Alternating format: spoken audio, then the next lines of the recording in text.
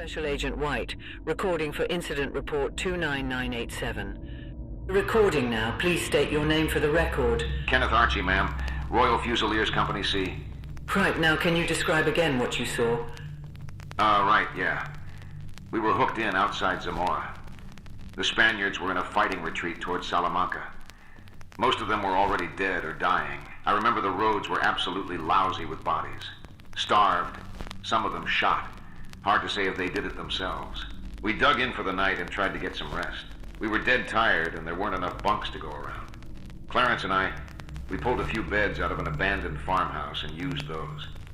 Damn near had a fist fight over them with the other boys. None of us had seen a proper bed since July. There was one man in our squad, though. Harlan was his name, I think. He'd taken a bullet out in the death zone, and the Cap had ordered us to hold off on going out for him. Made it hard to sleep, thinking about him stuck out there, laying in God knows what. We had to be careful about wounded after Benavente. I took 2 scatter rounds in the back when they booby-trapped one of our officers. Shoot, there was one time we caught them giving rifles out to kids. Please try to stay focused. Tell me what happened that evening. Sorry. I was laying back, just starting to close my eyes when I heard Harlan off in the distance. He kept yelling, "Hello, is someone there? Can anyone hear me? Hello?" Went on like that for an hour before I finally poked my head over the trench. Thought maybe I could get him to shut the hell up until sunrise when we could actually help him. Then I saw the goddamnest thing I've ever seen. Harlan was standing there out in the dark. Not laying, not crouched. Standing stock still like a scarecrow. He kept yelling top of his lungs, "Hello? Hello? Is anyone there?" There was something wrong about it, though. His body didn't seem to move when he talked. He just kept standing there, arms outstretched, like a bloody mannequin. First thing that came to my mind was to shout for him to get down.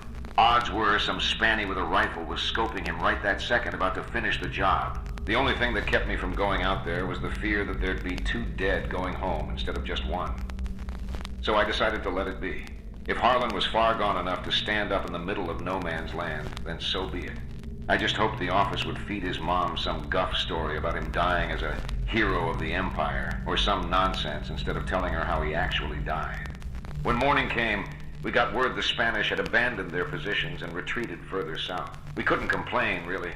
We just hoped they hadn't rigged the trench again. Harlan was gone when I hopped the trench. I didn't see his body until I got about 20 feet out.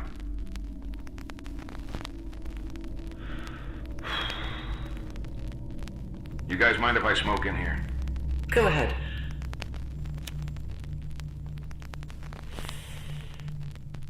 He was full of wire.